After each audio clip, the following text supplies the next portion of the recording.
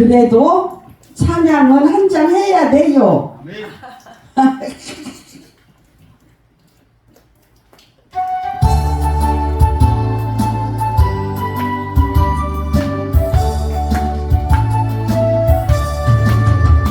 모두 제약길에서 목자 없는 양같이 모든 사람 길 찾아 헤맨다. 자비하신 하나님 독생자를 보내사 너를 지금 부르니 오시오. 이때라 이때라 주의 긍휼 받을 때가 이때라. 지금 주께 나와 겸손하게 절하라. 구원함을 얻으리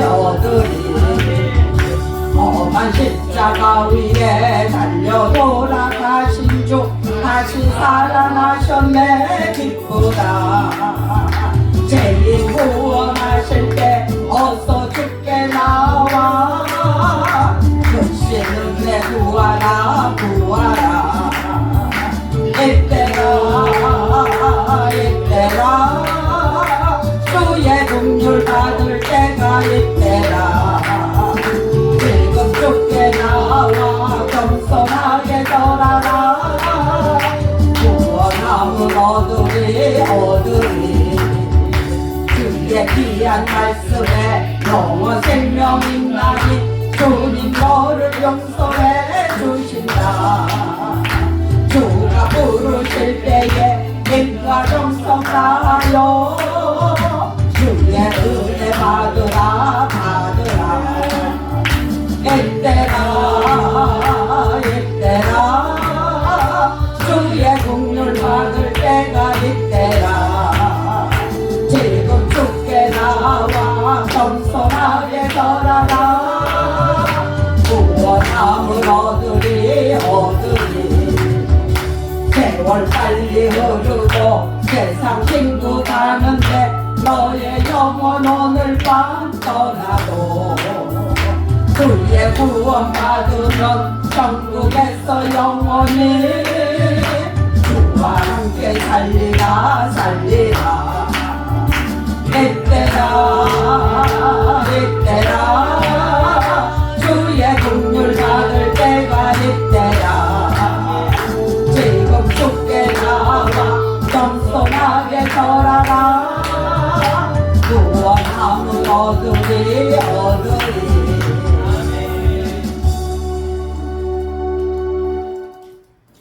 우리가 이 세상을 살아가면서 하나님이 때가 있음을 우리는 수없이 많이 느끼고 경험하고 체험하고 살아왔습니다. 모든 분들이 강숙경 목사님만 60이 안 됐지요? 모두가 다 60이 넘어서 사신 분들이기 때문에 세상 경험을 너무 많이 했습니다. 그래서 전도서 기자가 솔로몬이 썼는데 하나님의 주권적인 계획을 깊이 알고 나서 삶에 있어서의 모든 사건은 하나님에 의해 인도되고 있음을 이제 고백한 내용입니다. 인간이 자기 운명에 대하여 알 수 없다고 하더라도 우주의 모든 사건이 자비로우시고 사랑이 많으신 신실하신 하나님에 의해 계획되어 있다는 것을 깨달을 때 큰 위로를 얻을 수가 있습니다. 하나님의 주권적인 통치가 실현되는 과정으로서 하나님의 주권을 깨달은 것은 하나님의 섭리를 신뢰하는 데 필수입니다. 하나님의 주권은 우리의 모든 것을 하나님의 뜻에 맡기기를 하나님은 우리를 통해서 요구하십니다. 신명기 32장 39절에 이제는 나 곧 내가 그인 줄 알라. 나와 함께하는 신이 없도다.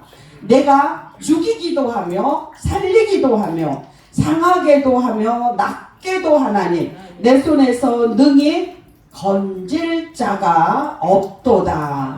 아멘. 인간은 자신의 운명에 관하여는 다른 피조물과 마찬가지로 무능하기 때문입니다. 본문 전도서 3장 1절에 천하의 범사가 기한이 있고 모든 목적이 이룰 때가 있나니. 범사란 인간의 활동과 동작에 관련되는 일들의 의미하고 목적이란 기쁨, 즐거움이라는 의미가 있습니다. 자연 만물뿐만 아니라 인간의 모든 움직임마저 절대자의 주권에 의하여 결정이 됩니다. 제가 목사가 되고 싶어서 된 거는 아니죠. 하나님이 제가 어머니 뱃속에서 만들어지기 이전에 하나님은 저를 택했다고 성경은 기록을 하고 있습니다. 다만 그 때를 제가 몰라가지고 늦게 해가지고 늦게 시작이 됐습니다. 그래도 후회하지 않고 하나님께 감사를 드립니다. 이것이 모두 하나님의 주권에 의해서 된 것이기 때문입니다. 인간은 아무도 자신의 삶을 스스로 결정할 수 없을 뿐더러 자신의 시작과 종말을 깨닫지 못합니다. 죽음이 가까운 사람은 본인이 안다네요. 언제 죽을지를. 근데 이제 가족은 모르지만 그 죽는 당사자는 안돼요. 저희 형부가 좀 천식이 있어서 누워 계셨는데 어느 날 우리 언니한테 이러더래요. 오늘은 장에 가지 말고 날 좀 지켜봐. 그러니까 우리 형부는 알았던 거예요. 본인이 갈 거를. 근데 심하지가 않으니까 우리 언니가 콧방울도 안 끼고 안 죽어. 뭘 지켜보라 그래. 이러고 그냥 넘어갔는데 그날 저녁 새벽에 우리 형부가 이제 가셨습니다. 그래서 제가 우리 형부를 화장하는 거를 처음 봤어요. 저는 화장하는 걸 안 봤어요. 우리 시댁도 우리 친정도 다 매장 문화였기 때문에. 근데 이제 우리 형부를 화장을 해서 그거를 항아리를 들고 우리 조카애가 아들이 가지고 오다가 시간이 되니까 이제 점심을 먹으러 갔어요. 그러니까 우리 조카애가 안 내리더라고요. 그래서 병수야 밥 안 먹을래? 문수야 밥 안 먹을래? 이랬더니 걔가 하는 소리가 이모 아빠를 내려놓고 갈 수가 없대요. 그게 이제 물론 뼈지만 아빠라고 생각을 하니까 그래서 그래 그러면은 밥 한 끼 안 먹어서 내가 죽지 않으니까 내가 하고 싶은 대로 해라. 그러면서 그거를 유골함을 안고 그냥 사람들이 다 밥을 먹고 와서 출발할 때까지 안고 앉아 있더라고요. 그래서 내가 문수야 정말 미안해. 나는 형부고 너는 아빠인데 아빠를 천국을 못 보내드려서 정말 미안해. 내가 그 아이한테 그랬던 게 생각이 납니다. 우리가 하나님의 주권을 인정할 때에야 비로소 우리가 느끼는 한계로 받는 모든 압박을 물리칠 수 있습니다. 전도서 3장 5절로 6절에 돌을 던져 버릴 때가 있고 돌을 거둘 때가 있으며 안을 때가 있고 아는 일을 멀리 할 때가 있으며 찾을 때가 있고 잃을 때가 있으며 지킬 때가 있고 버릴 때가 있으며 날 때가 있고 죽을 때가 있으며 심을 때가 있고 심은 것을 뽑을 때가 있다고 기록을 하고 있습니다. 우리도 지금은 살아서 열심히 하지만 하지 못할 때가 온다는 것을 기억하시기를 바랍니다. 인간에게 있어서 의미 없는 출생이나 자살과 같은 문제는 제외하고 일반적인 순서로서 출생과 사망은 각각 정해진 기한이 있으며 그것은 인간의 의지에 구애됨이 없이 보다 높은 차원에 의하여 지배됩니다. 히브리서 9장 27절에 기록된 말씀이 한 번 죽는 것은 사람에게 정해진 것이요 그 후에는 심판이 있으리니. 아멘. 참새 한 마리가 땅에 떨어지는 것까지도 하나님의 뜻에 의한 것이라는 예수 그리스도의 말씀처럼 인간의 이성을 초월한 하나님의 섭리가 인간의 생과 사를 결정하십니다. 하나님께서는 국가의 설립과 멸망까지도 주관하시는 하나님이십니다. 에레미야 1장 10절에 보라 내가 오늘날 너를 열방 만국에 세우고 너로 뽑으며 파괴하며 파멸하며 넘어뜨리며 건설하며 심게 하였느니라. 우리는 하나님을 우리의 삶의 주인이시며 역사의 주관자이시라고 고백하지 않을 수 없습니다. 로마서 11장 36절에 이는 만물이 주에게서 나오고 주로 말미암고 주에게로 돌아감이라. 영광이 그에게 세세에 있으리로다. 아멘. 죽일 때가 있고 치료시킬 때가 있으며 헐 때가 있고 세울 때가 있으며 죽인다는 것은 하나님께서 전쟁이나 기근을 통하여 하나님의 공의를 실현시킨다는 의미이며 치료시킨다는 말은 하나님의 사랑으로 다시 건강하게 하신다는 말입니다. 욥기 5장 17절로 18절에 볼지어다 하나님께 징계받는 자에게는 복이 있나니 그런즉 너는 전능자의 견책을 업신여기지 말지니라. 하나님은 아프게도 하시다가 싸매시며 상하게도 하시다가 그 손으로 고치시나니.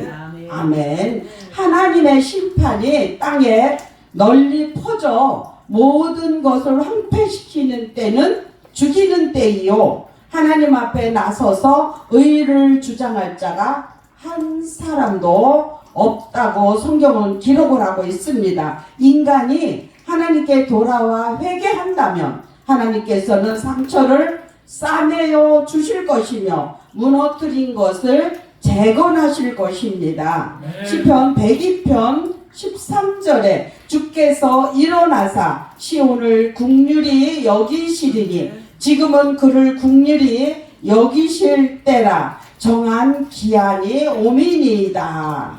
아멘. 하나님께서는 하나님의 영광을 위하여 공의를 실현시키지만 이면에 하나님의 사랑으로 회복하시는 은총을 준비해 두고 계십니다. 호세아 6장 1절로 2절에 오라 우리가 여호와께로 돌아가자. 여호와께서 우리를 찢으셨으나 도로 낫게 하실 것이요 우리를 치셨으나 싸매어 주실 것임이라.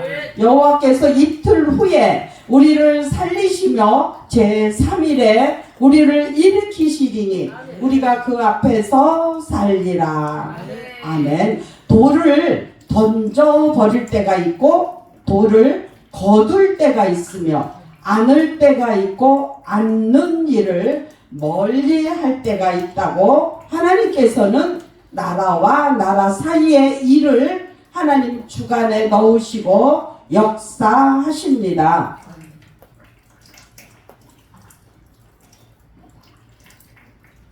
솔로몬은 여호와께서 집을 세우지 아니하시면 세우는 자의 수고가 헛되며 여호와께서 성을 지키지 아니하시면 파수꾼의 경성함이 허사로다.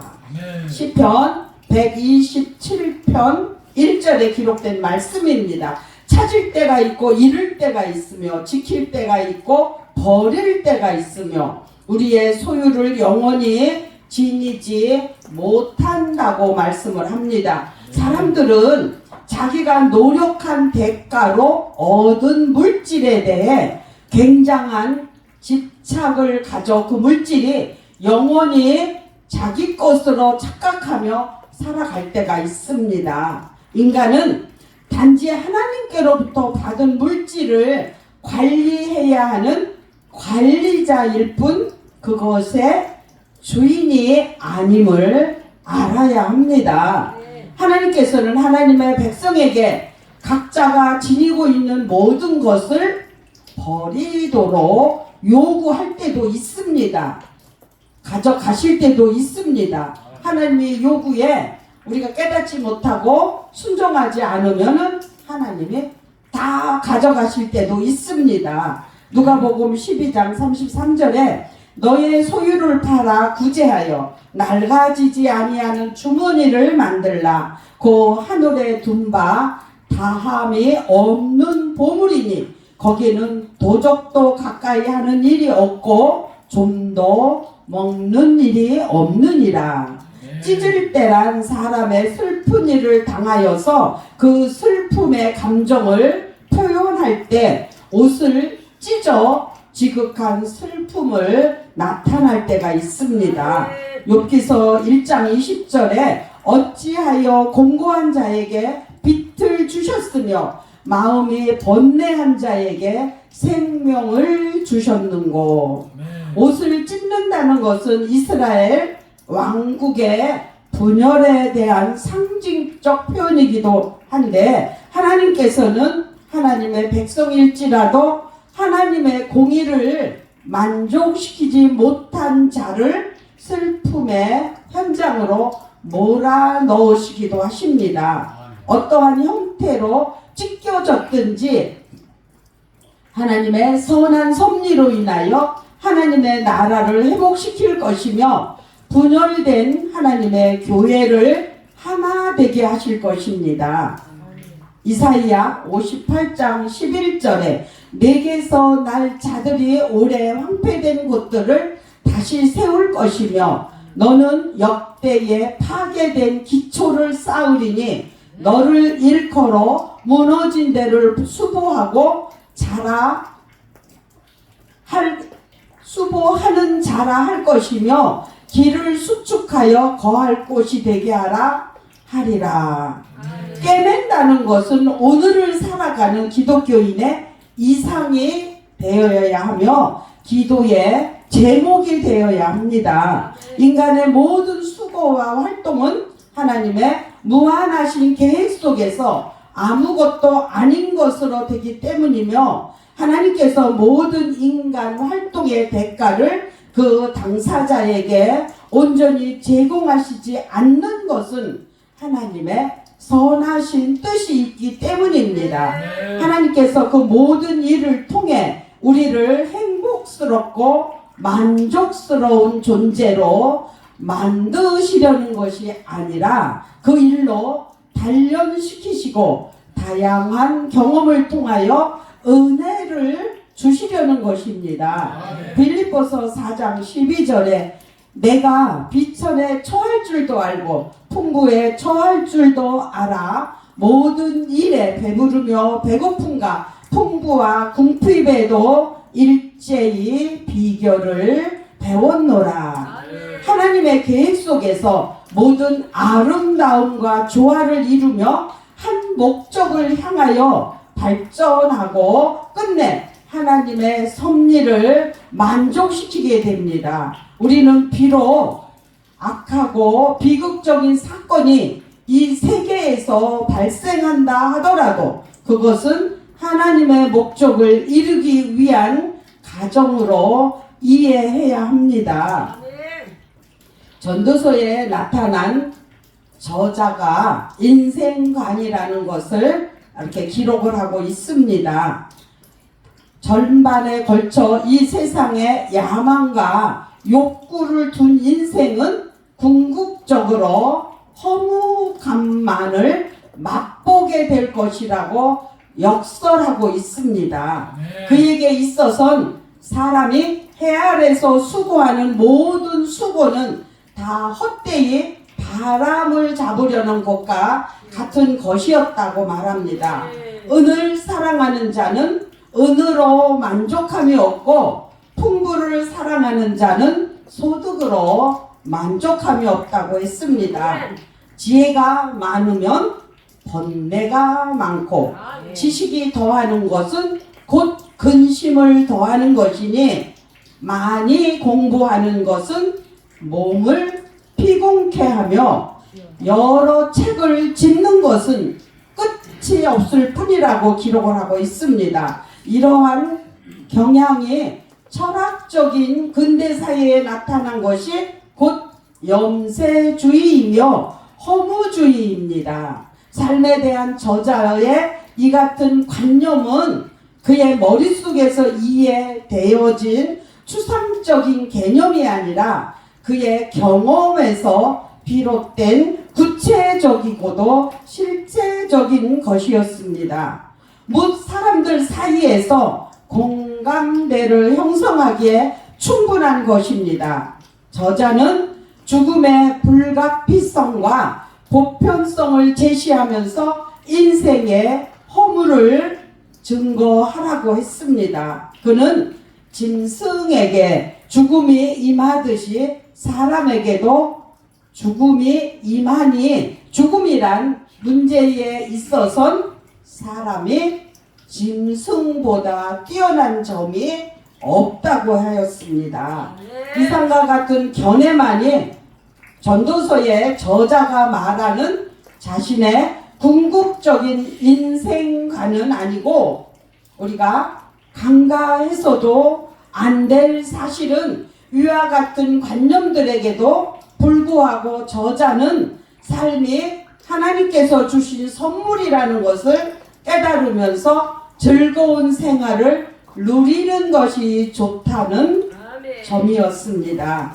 자신의 체험으로부터 현재의 영광이나 쾌락 그 자체가 인생의 목적으로 추구될 때에는 절망과 공허함만이 남게 된다는 사실을 증거하였습니다. 그는 또 생명의 근원이 하나님께 있으며 사람이 사는 동안 먹고 마시는 것과 수고함으로 낙을 누리는 것이 하나님의 선물인 줄을 아는 자에게는 자기 일에 즐거워하는 것보다 나은 것이 없다고 말하고 있습니다.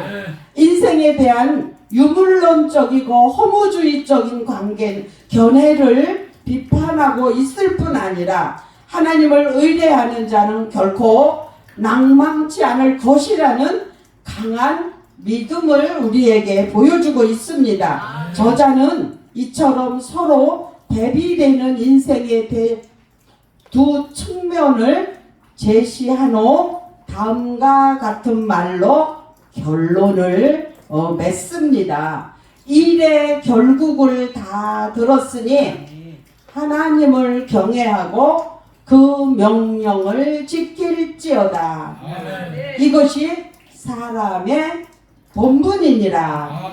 전도서 12장 13절에 기록된 말씀입니다. 우리도 여기 말씀처럼 일의 결국을 다 들었으니 하나님을 경외하고 그 명령을 지킬지어다. 이것이 사람의 본분이니라.